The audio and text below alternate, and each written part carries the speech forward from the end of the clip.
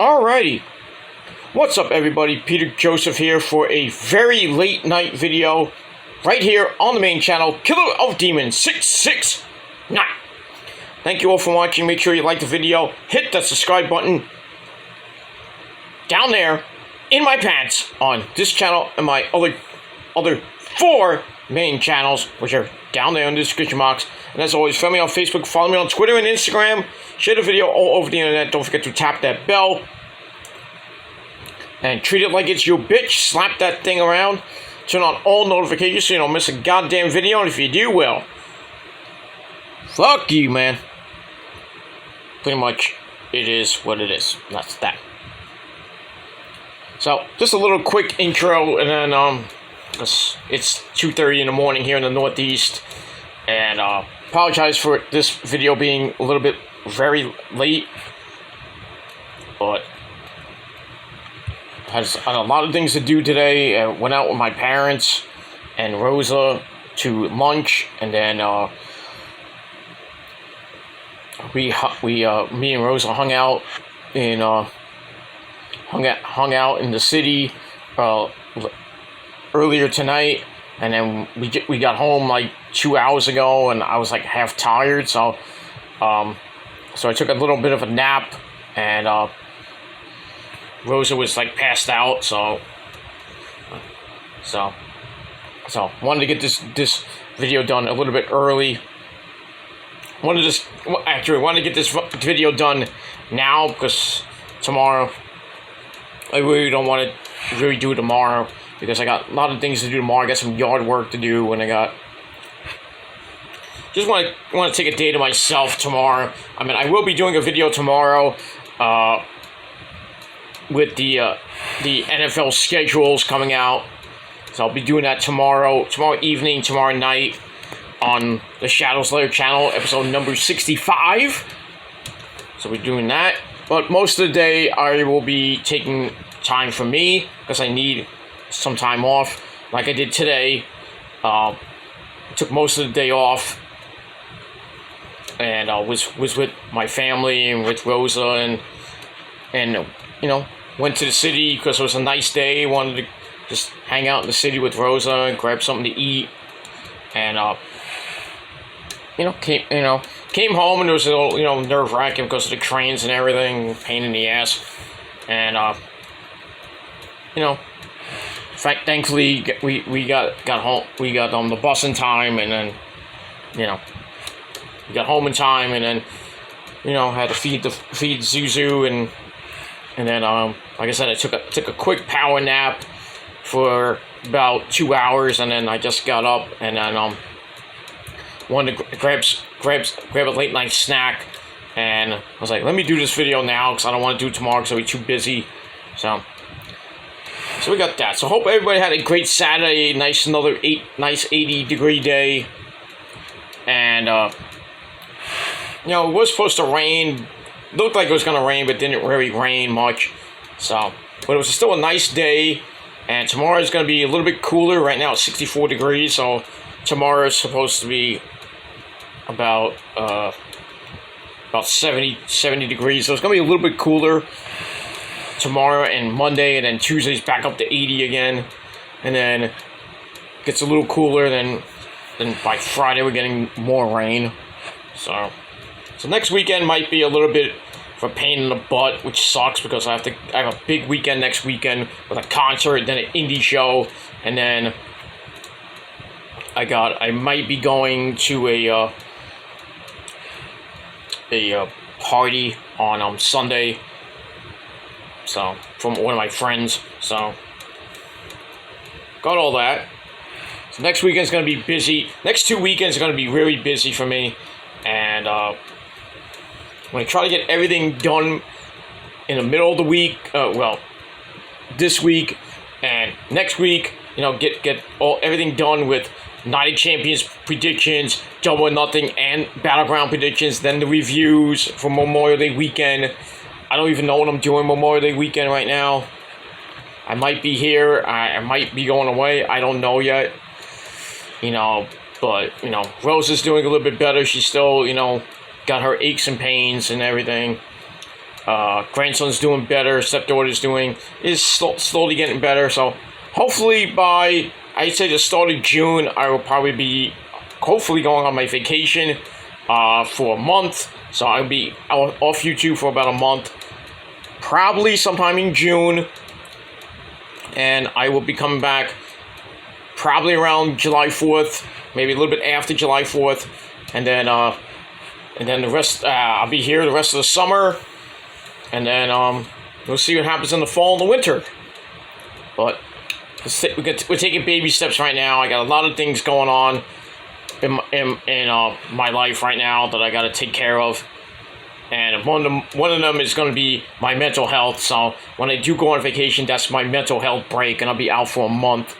So, I mean, it is what it is. A lot of people should take periodic breaks on this platform and social media. So that's what I'm going to be doing. But for about a month, I'll still chime in here and there just to say I'm okay and didn't die or anything. I'm just on my little mini vacation, just to clear my head and get away from this garbage fest website. And hopefully when I come back, it probably will be the same fucking shit, but I'll probably be in a better frame of mind when I come back. But we shall see what happens with that. All right, enough about that bullshit that I wasted almost 7 minutes with. Ladies and gentlemen, it's late. It's 2:36 in the morning. It is time for your very late night AEW Rampage review for May the 13th, 2023. Or if you're watching this from another time zone, well, if you're watching this on the replay, or you're watching this tomorrow, it is now May the 14th, 2023. Happy Mother's Day. It's officially now Mother's Day. So go out and treat your mom to lunch. Go buy her some flowers and a card. Just be nice to your mama today. And if you're not going to see your mama, at least give her a call. Say, Happy Mother's Day, Mom. You bore me life and everything, all that shit. So that's that. That's why I did mine today, because tomorrow my mom has plans with my sister. And they wanted to do that Sunday, and I'm very busy tomorrow, so I was like, all right, let me do it Saturday, because I have the day off anyway. So that's what we did today, and tomorrow we will, me and the missus are just going to stay home and do nothing. That's it. But take your mom out to lunch, to dinner, be nice to her, cook some things, give her a day off, goddammit. Let her have her day. And that's pretty much it. And then next month we got Father's Day. So we'll see what happens with that when we get there. Alright, so here is your Rampage review from earlier tonight. Was at 10 p.m. on TNT. Because of the NBA and the NHL still going on. Hitting the East. The Eastern and Western Conference Finals in both leagues. So we'll see what happens with that. Celtics and the Sixers tomorrow at 3:30 on TNT. Game 7 in Boston. Oy. It's going to be pretty interesting game tomorrow.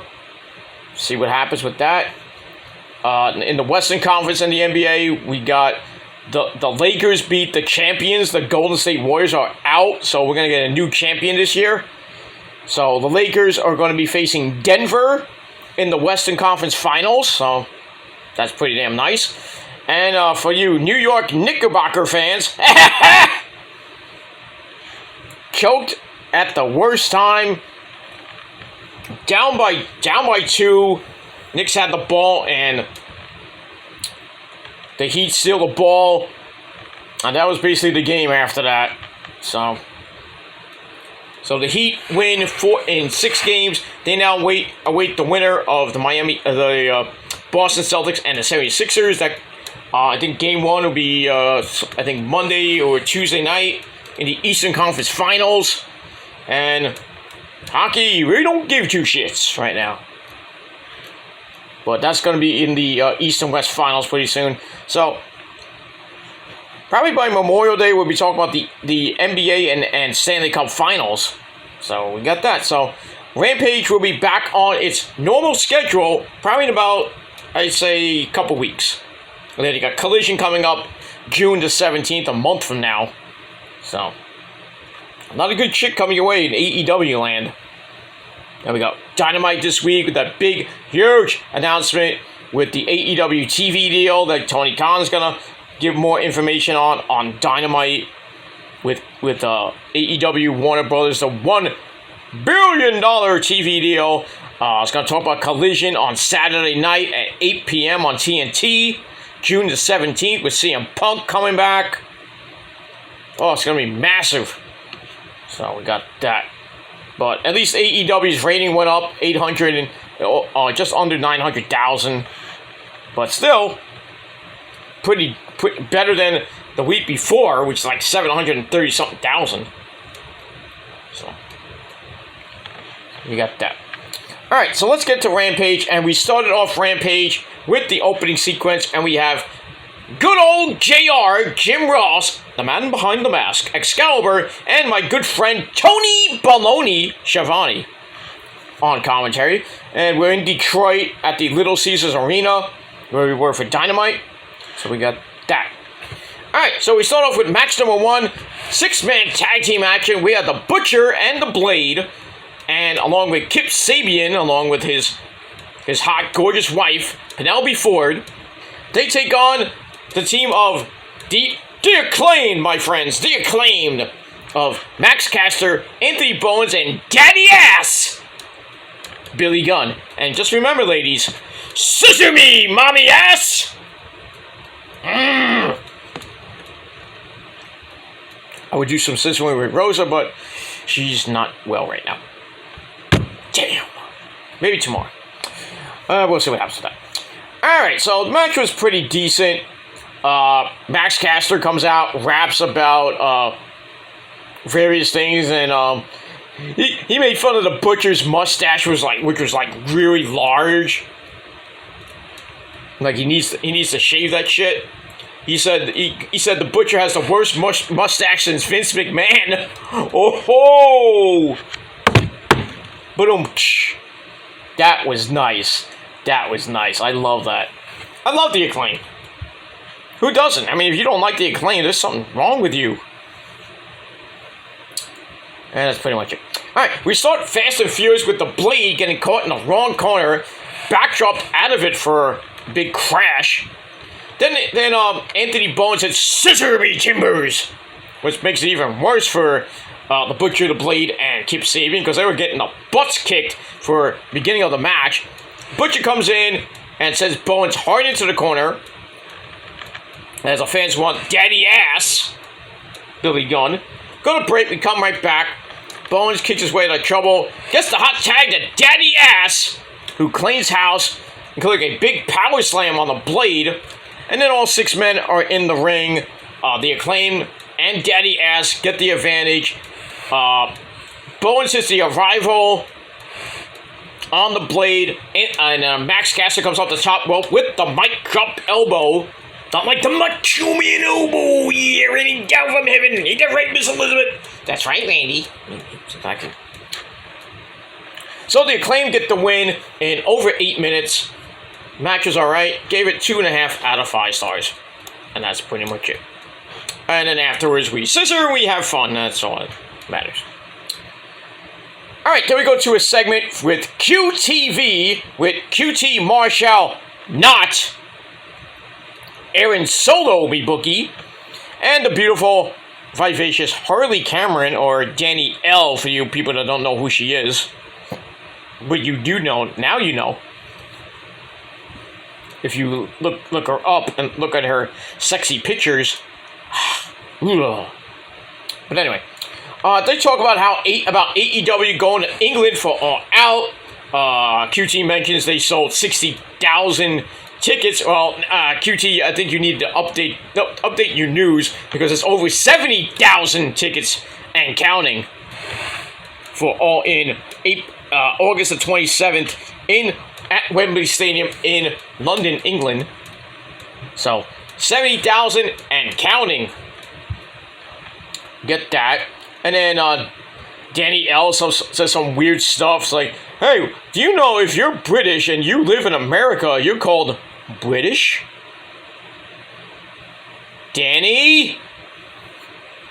Why are you so stupid? Come on. Anyway, and then Aaron Soul's like, hey, anybody heard from Powerhouse Hobbs lately? Well, Danielle says, well, I talked to him earlier, and we go to a little video of her interviewing Powerhouse Hobbs, I guess at his house. And he talks about the Book of Hobbs, and he says that I'm coming back. I'm gonna get back my belt, and people are gonna get hurt. Same stuff that Powerhouse Hobbs would always say. So it was a segment. I gave it 2.25 out of 5 stars. Not really caring about QTV, and I think Bill Hobbs needs to get out of there quick. But we'll see what happens with that. All right, match number 2. We go to the women early, about like 10:15, 10:20, right around the death slot. So we have Toni Storm of the Outcast along with Saraya Knight and Ruby Soho. They come out and they take on Detroit's own Allison Kay, or Sienna, for those of you who don't know who she is. But Allison Kay, the hometown girl, who we haven't seen in AEW in 3 years. But she was in the AEW women's division. We saw her a little bit. I think she fought Camille Brickhouse when I was in the NWA. We saw her there. But we saw her for a brief period in AEW around 2020. But really, after that, she was basically doing indie shows, her OnlyFans page with Marty Bell, and various indies. She did appear in New York last year. That was pretty damn nice. Marty Bell as well. So that was pretty nice. But great to see Allison Kay. Hopefully, maybe she comes back to AEW, back to the women's division. That would be very nice. But now they got Ring of Honor. She can go back to Ring of Honor, be in the women's division, or go to Ring of Honor. But I think she's going to split between the indies, and maybe Ring of Honor, mostly the NWA. So we'll see what happens with that. But anyway, match was alright. Nothing great. Allison starts Fast and Furious, kicking Toni down to start.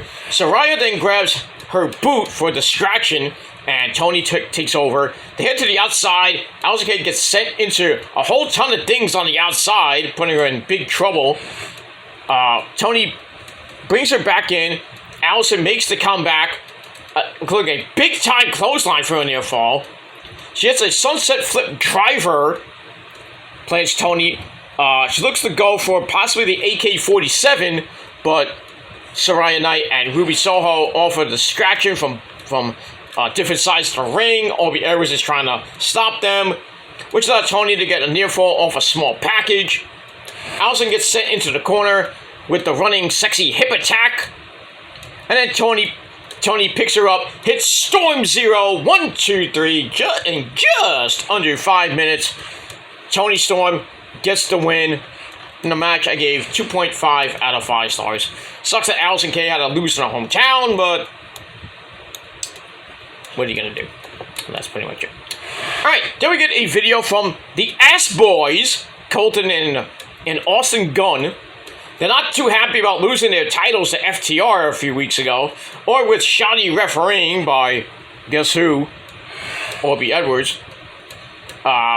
With shoddy refereeing, and then Ethan Page comes in, and he's like, I got a problem with a certain team named the Hardy Boys, and a guy named Isaiah Cassidy, and I need some help. Can you guys help me? And the Gun's like, alright, we'll help you. So, we'll see what happens with that. So I gave that 2.25 out of 5 stars, and that's pretty much it. Alright, after that, match number 3. high-flying action. We got Kyle Fletcher of Aussie Open, one half of the IWGP Tag Team Champions, and also one half of the New Japan Strong Openweight Tag Team Champions. He takes on Action Andretti, who came out with Darius Martin of Top Flight. They're going after the Ring of Honor Tag Team Championships. But right now, they got a big problem in the Kingdom. I'm Matt Taven and Mike Bennett. They're going to have a Fight Without Honor match this Thursday on the program on episode 12 of Ring of Honor. That's going to be barbaric and brutal, but we'll see what happens with that. But we get Action Andretti and Kyle Fletcher. This match was decent, not great, but still. We had a feeling out process to start, not like that. As Fletcher, who is the bigger man in this match, powers Andretti around, but Andretti comes right back with a drop kick into a spinning moonsault for a near fall. Then he hits one hell of a boot to face by Fletcher, setting Andretti outside as we go to break. I mean, he turned him inside out. Andretti didn't even know what zip code he was in. So we go to break, we come back. Fletcher kicks Andretti again in the face for a very kind of arrogant cover, and he gets a two count out of that. Let go, baby! You know, the Jericho pose, I guess. So Fletcher's in control. Andretti comes back, grabs a super Hurricane Rana for a near fall. But in the end, Fletcher kicks him right in the back of the head and sets up a spinning tombstone, almost like a Just Incredible. But that's incredible, whatever you want to call it. And he gets the pin 1, 2, 3 in a little under 9.5 minutes. So Kyle Fletcher gets the win, and he builds momentum into his all-international title match this Wednesday night against my good friend and yours, Orange Cassidy. So we'll see what happens with that on Wednesday night Dynamite from somewhere in America. All right, so 2.5 out of 5 stars for that, and we move on with that. All right, then we go to Tony. How much time I got left? Okay, about 10 minutes. All right, so we go to Tony Baloney in the ring, and he brings out the Hardy Boys. Matt Hardy did it, and Jeff Hardy dude. And Brother Zay, a man who moans more than a woman in a porno. So they come out, and Matt Hardy brags about getting rid of the firm. He's like, we deleted the firm. Delete. So they did that. And then Jeff Hardy says, now that we got rid of them, we want to start our final run and become the tag team champions. For the very first time. Jeff looks like $1 million. Thank the Lord for that. And then the Ass Boys come out. They bring up Ethan Page, but Matt wants nothing to do with him. But he does have an idea, though. How about we have a tag team match next week? I think it's going to be next week. With the Hardy Boys against the Ass Boys. And if the Hardys win, Matt gets control of Ethan Page's contract. Interesting. And then Jeff's like, I don't think you should do these type of contract deals on TV. And then Matt's like, yeah, I keep forgetting to do that. You know your mic was live? Dumbass. Anyway, so the Ass Boys agree on the deal, and then they leave. So next week on the program, we got the Hardy Boys versus the Ass Boys. And if the Hardy Boys win, Matt Hardy owns Ethan Page's soul, basically. So we shall see what happens with that. And we move on with that. So I give that segment 3 out of 5 stars. Alright, then we go to Bismarck Henry with the pre-match promos for the main event between the Mogul Embassy of Swerve Strickland. Whose house? Swerve's house. Yeah, that guy that's a cousin to you-know-who. The former Prince of the Prophecy. Now we got a real Prince, and that's Prince Nana, my good friend, Prince Nana. The real Prince of the Prophecy, that's Prince Nana, my friends.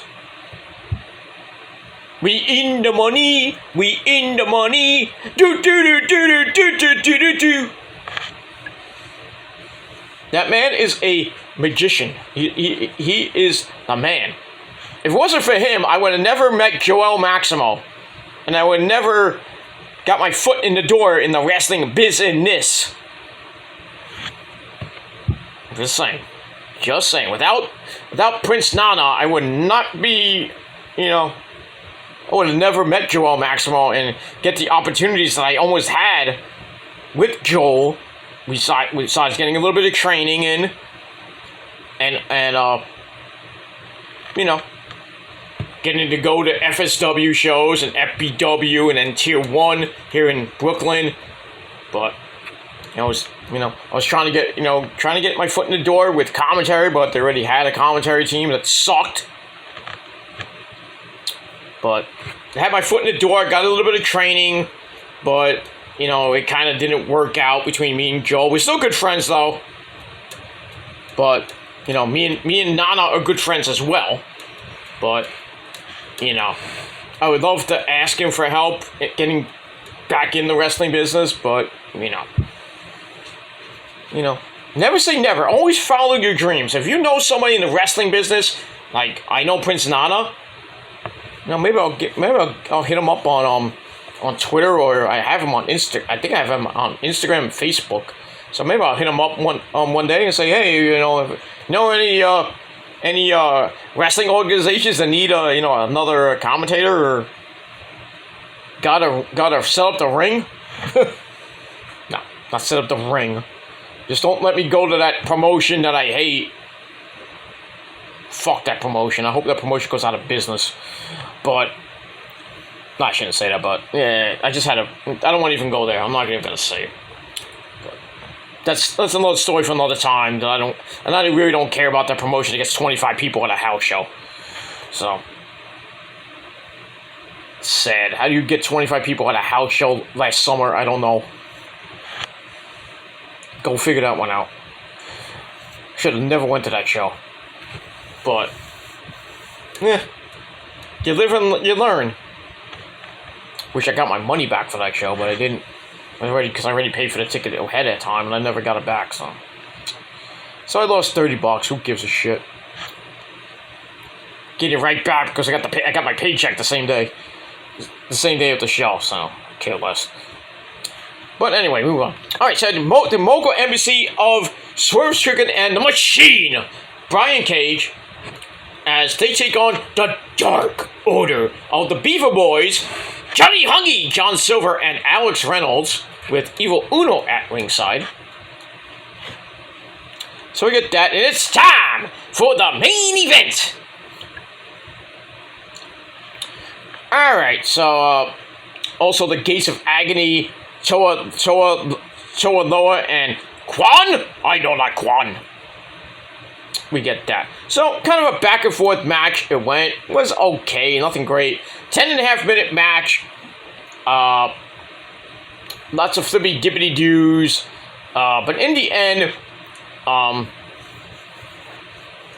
they go back in after they were on the outside. Cage powerbombs Reynolds, sets up for an F5 Gilmore Cutter combo. Hey, you've been watching my tapes. Stop it.